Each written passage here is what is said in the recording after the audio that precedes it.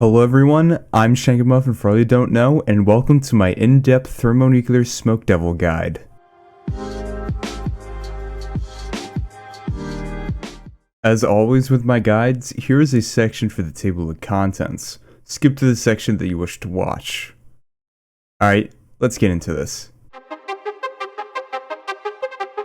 The Thermonuclear Smoke Devil, or Thermi for short, is a level 301 Smoke Devil boss variant. It requires 93 Slayer to be killed, as well as a Smoke Devil's task or a Thermonuclear Smoke Devil boss task must be assigned in order for a player to slay this creature. Duradel has the highest task weight for assigning a Smoke Devil's task, which comes out to a weight of 9. The boss is 240 HP and rewards the player with 240 Slayer experience per kill. The boss has a max hit of 8, although its attack speed is every 1.2 seconds. This makes the boss able to DPS fairly quickly with its high offensive stats. Its defensive stats are plus 11 stab, plus 4 slash, plus 9 crush, plus 800 magic, and plus 900 range. Because of the environment of where the Thermi boss thrives, a dwarf multi-cannon is ineffective here. Now that we have the general overview of the boss, let's learn about the potential drops you can earn. There are 4 rare drops that Thermi can reward players with. The first being the Occult Necklace, which is worth around 800,000 at the time of this recording. This provides a magical offensive stat and raises magical strength bonus by 10%. The second item is the Smoke Battle Staff. This is worth around 3 million GP, as it provides an increased bonus of 10% magical accuracy and damage using the normal spellbook. It also acts as an unlimited source of air and fire runes. The third item is the Dragon Chain Body. Need I say any more? And lastly, the boss can drop a pet version of itself. As for Thermi's regular drops, they're quite decent. Multiple high alch items are common, such as runes and staffs. Noted items are also quite frequent in the materials category, such as pure essence, molten glass, magic logs, and many more. Of course, there are plenty of coin drops that the boss dishes out as well. Overall, the drops from Thermi are quite nice and rewarding. Without earning any of the 4 rare drops as stated previously, you're looking at a minimum of over 1 million GP earned from a single task. Now that we know what the boss drops, let's learn what the requirements are. There are 4 requirements for someone to face the Thermonuclear Smoke Devil. The first being level 93 Slayer. The second requirement is being assigned a Smoke Devil's task. The third requirement for being 90 plus hit points, sensibly using the Redemption Prayer for the fights. And because we need Redemption, we're gonna need 49 Prayer. Now that we know the requirements, let's move on to the recommendations. Let's start with the combat stats. I recommend 90 plus attack, strength, defense, and hit points. Now I did say that you are to have 90 plus hit points for a requirement, but trust me, when you're doing the redemption, it's going to be a hell of a lot easier if you have 90 plus hit points. You certainly can do this boss below 90 hit points, but with redemption, it just makes sense to have this requirement. I'd also recommend having 70 plus range, as this gives you access to all ranged armor. More on that later though. In addition, having 70 plus prayer is amazing, since you'll have access to piety, resulting in you hitting even harder and more often. My second recommendation is having access to fairy rings from Fairy Tale Part 2, as well as having 83 construction, because you can combine fairy rings that you can make in your own house to have access to it directly.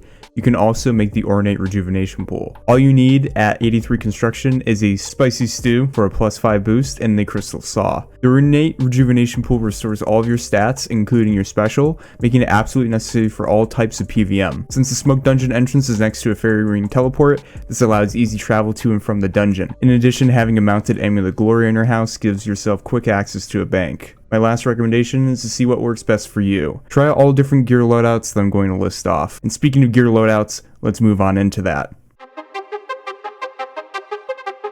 Alright, the first loadout we have is the most kills per hour. This loadout is courtesy of the Gear Discord. You're looking at an Imbued Slayer Helm, Infernal Max Cape, Enemy of Torture, Rada's Blessing 4, Scythe of Viter, Bando's Chestplate, Carol's Leather Skirt, Ferocious Gloves, Primordial Boots, and a Berserker Ring imbued. There are tacits in the inventory if you wish to switch gear out as you take hits and deal hits, and you'll trigger redemption far more often with this loadout if you do not walk the boss, but if you do walk the boss, you'll be triggering redemption less often. If you're unsure as to what this means in regards to walking a boss, mechanics for this boss will be stated later. Honestly, if you have this set up, you should know everything that I just said right there, as well as you should know what every single item is listed in the inventory with the picture on the screen. The second loadout that we have is the Tentacle Tentacle and Recoil loadout. The setup is focused on DPS. Just like the Scythe, this is for people who have a lot of money as well as nearly best in slot equipment. Keep in mind, Redemption will be proccing often since you will be taking the brute force of the boss. You will not walk the boss with the setup. The setup again is courteous of the gear Discord.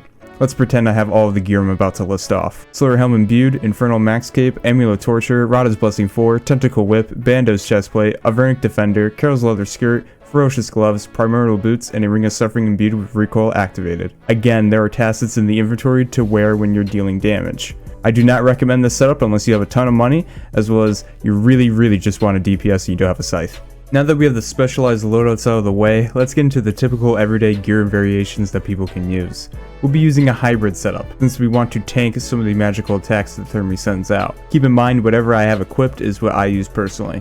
Please swap out gear if needed. For your helm slot, go with a Slayer Helm Imbued, Slayer Helm, or face mask. For your necklace slot, go with an Amulet of Torture, Amulet of Fury, or Amulet of Glory. For a cape slot, roll with Infernal Cape, Fire Cape, Max Cape, HP Skill Cape, Arctic Cloak 4, or Arctic Cloak 3. For your torso slot, go with either a Carol's Leather Top, Armadillo Chestplate, Blessed D-Hide, or Black D-Hide. For your leg slot, choose either a Carol's Leather Skirt, Armadillo Chain Skirt, Blessed D-Hide Chaps, or Black D-Hide Chaps. For your weapon slot, go with a Scythe of Viter, Abyssal Tentacle, Grazi Rapier, Abyssal Whip, or Dragon Skimmy. For your shield slot, go with an Avernic Defender, Dragonfire Shield, Rune Defender, or Elysian Spirit Shield. For your ammo slot, go with a Rada's Blessing 4. It's best due to its +2 prayer bonus, followed by either any God Blessing or Rada's Blessing 3 or 2.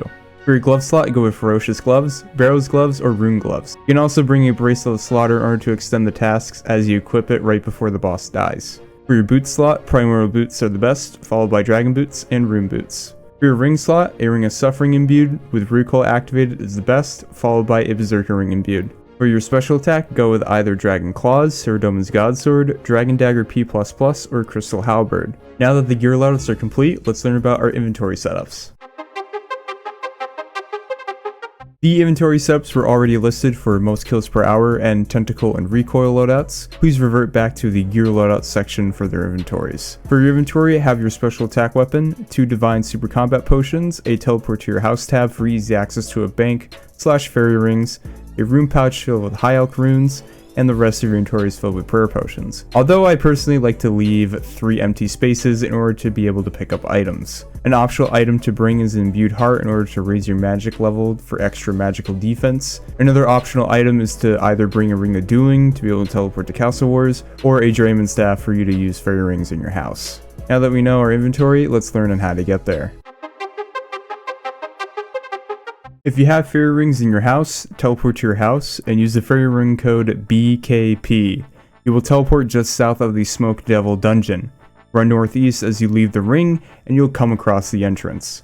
Enter the cave. Once inside, run northwest and you will eventually find the crevice that leads to the boss. If you do not have access to fairy rings, teleport to Castle Wars using a Ring of Dueling. Run southwest of the building and you'll come across the dungeon entrance. Enter it and run northwest and you'll come across a crevice that leads to the entrance for the boss. Now that we know how to get there, let's learn about the fight mechanics. Now that we're finally here at the boss, it's a good idea to right click on the crevice and see if there are any adventurers inside. As you can see in your chat box, there are no adventurers inside, which means that we can take over this world for this boss. Let's set our quick prayers to Redemption and Piety. Now let's equip our special attack weapon and turn off our run energy. Finally, drink a divine super combat potion. Enter the boss room, activate your quick prayers, and spec out the boss. You're going to do this twice so that you will have 0% of your special attack. Obviously, if you're using something that can give you more than 2 special attacks, then use up everything until it gets down to 0. Equip your primary weapon and attack the boss, and then walk underneath it while moving over to the other side. Once on the other side, attack and walk underneath to the other side again, and you just rinse and repeat. It's really that simple of a boss. All you do is attack and walk. It's honestly that simple. It's really simple.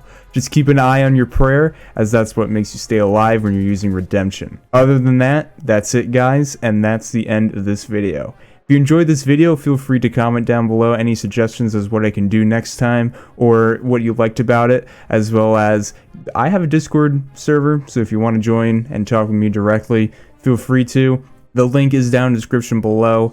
Anyways, guys, my name's Shankamuffin. I hope you enjoy this. I hope you found it very helpful. And other than that, I'll be heading out and enjoy this outro. 2 shoutouts need to go out to our 2 channel supporters, which will be Kevin Ace and Josh Sterling. Thank you guys for supporting this channel. It's very much appreciated.